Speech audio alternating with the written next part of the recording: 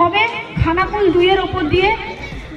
আমি এখানে ভোরের আলোকেও আমি অনুরোধ করব যে আপনাদের সহযোগিতা আমাদের চাই। এখানে বারাণসী থেকে নিয়ে আমাদের রাস্তা হাওড়া কলকাতা অবধি যাবে এবং সেইটুকুনিতে 13 কিলোমিটার রাস্তা আমাদের খানাকুল 2-এর মধ্যেও পড়বে। সেটা প্রধানরা জানে, বিডিওদের সাথে একটা মিটিং হয়েছে। আমি চাই যে এখানে আমাদের খানাকুলবাসীর সমস্ত মানুষ এক হয়ে ওই রাস্তা দাঁড়িয়ে থেকে হোক এবং যার যার জমি পড়বে আপনারা দিন। আগামী দিনে কিন্তু এই রাস্তা এখানে ব্রিজ হবে, ন্যাশনাল হাইওয়ে এখান দিয়ে যাবে এবং এই যে ব্রিজটা হবে সেই ব্রিজ কিন্তু আপনারা ঘাটালে ওইদিকে আমাদের শিলাবতীতে গিয়ে পড়ছে। মানে আপনারা যদি খানাকুলবাসী যদি কেউ চায় যে আমরা ঘাটালের সাথে যুক্ত হব, আপনারা 10 মিনিটে ঘাটাল পৌঁছে যাবেন। এটা একটা অনেক বড় কাজ। আমি এখানে আমাদের প্রধানরা রয়েছে, আপনারা দেখুন কারোর কথায় কান দেবেন না। কাকে কান নিয়ে যাচ্ছে সেটা দেখবেন, নাকে দেখবেন কানটা আছে কিনা। কারণ যে আপনাদের ভুল বোঝাবে আগামী দিনে কিন্তু উন্নয়নটা থমকে যাবে। কিন্তু মমতা ব্যানার্জি চায় যে আমাদের খানাকুলবাসীর উন্নয়ন হোক, যাতে যখনই কখনো বন্যা হবে আমাদের জিনিসপত্র আসতে কিন্তু খুব অসুবিধা হয়। কিন্তু এই ব্রিজটা হয়ে গেলে এখানকার মানুষ, এখানকার ছেলে মেয়ে পড়াশোনা করতে খুব তাড়াতাড়ি কলকাতা যেতে পারবে, ঘাটালের সাথে তাদের সংযোগ বাড়বে। তো এইটাতে কিন্তু আপনাদের সহযোগিতা চাই। আমি কিন্তু তোমাকেও বলছি, দাঁত বের করলে হবে না, আমি কিন্তু তোমাকেও বলছি, কারণ এটা তোমাদেরও দায়িত্ব। তুমি যেহেতু প্রেস মিডিয়ার, তোমাদেরও দায়িত্ব যে মানুষকে যদি ভুল না বুঝিয়ে সঠিকটা বুঝিয়ে কিন্তু কাজটাকে আমাদের করে করতে হবে। আমি যখন বলেছিলাম পুজোর সময় বলেছিলাম, তো তোমাকে দুর্গা পুজোর সময় বলেছিলাম যে আমি মুচিঘাটা ব্রিজ করেছি, কারণ আমাদের মুখ্যমন্ত্রী এটা চায় করবার জন্য। তাই সকলের সহযোগিতা পাবো তো এই কাজটা করার জন্য।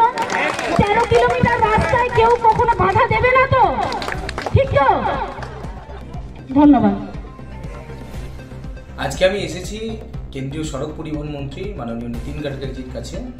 একটু আগেই ওনার সাথে কথা হয়েছে। সেখানে আমাদের সকলের প্রিয় দাদা, পশ্চিমবঙ্গের রাজ্য সভাপতি তথা কেন্দ্রীয় মন্ত্রী সুকান্ত মজুমদার ছিলেন। পুরো সম্পূর্ণরূপেই ওনার কাছে পুরো বিষয়টা ডিসকাস হয়েছে। এমনকি খানাকুলে সমস্ত বাঁশের কাঠের সেতু যেগুলো রয়েছে সেগুলোকেও ওনাকে দেখিয়েছি।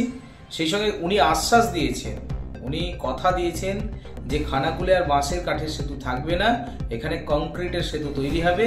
সেই সঙ্গে খানাকুলে ন্যাশনাল হাইওয়ে খুব তাড়াতাড়ি তৈরি হচ্ছে। খুব আনন্দের খবর, খুবই খুশির খবর খানাকুলবাসীর জন্য। আমি গর্বিত যে উনি আশ্বাস দিয়েছেন, কথা দিয়েছেন খুব তাড়াতাড়ি এই ন্যাশনাল হাইওয়ের কাজ শুরু হবে।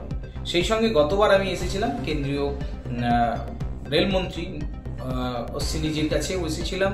সেই সঙ্গে আমি এসেছিলাম ট্যুরিজম মিনিস্টার, ওনার কাছেও এসেছিলাম, ওনাকেও লেটার দিয়েছিলাম যে যাতে করে খানাকুলে রেল চলে, খানাকুলকে রেল মানচিত্রে জোড়া হয়। কারণ আমরা জানি যে রাজা রামমোহন রায় আমাদের খানাকুলের নয়, সারা ভারতবর্ষের গর্ব, সারা পৃথিবীর গর্ব। সেই রাজা রামমোহন রায় প্রথম রেলযাত্রী ছিলেন। সেই রাজা রামমোহন রায়ের জন্মভূমি আজ বঞ্চিত, রেল নেই। কারণ এর আগের যে সরকারগুলো ছিল সেই সরকার ভাবেনি এই বিষয় নিয়ে। তো আমি যেহেতু কালকেও থাকছি, কালকে আমি মাননীয় রেলমন্ত্রীর কাছেও যাব।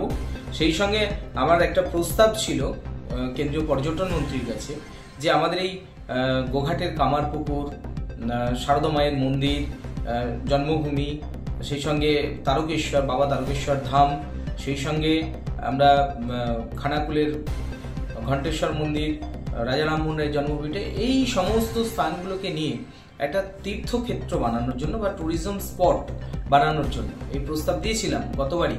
তো গতবারই একটা চিঠি রাজ্যের কাছে ফরওয়ার্ড করা হয়েছিল কেন্দ্রীয় সরকারের পক্ষ থেকে। তো এখনো পর্যন্ত রাজ্যের পক্ষ থেকে কোনো রকম সেরকম সদুত্তর পাওয়া যায়নি। যেহেতু বিধানসভা অধিবেশন শুরু হয়েছে আজ থেকেই, আমি দিল্লি থেকে ফিরেই বিধানসভা অধিবেশনে এই বিষয়গুলো রাখবো, যাতে করে কোনোভাবেই জমিজট বা অন্য কোনো কারণে এই সকল প্রকল্প আটকে না যায়। সেই বিষয়টা রাজ্য সরকারকে বিশেষভাবে ভাবার জন্য বা দেখার জন্য আমি অনুরোধ করব। সেই সঙ্গে খানাকুলবাসীর উদ্দেশ্যে একটা কথাই বলে রাখি যে এই যে বাঁশের কাঠের সেতু দিয়ে প্রত্যেকদিন মানুষকে পয়সা দিয়ে পারাপার হতে হয়, এই দুর্ভোগ, এই জ্বালা, এই ব্যাধি আমাদের দূর হতে চলেছে।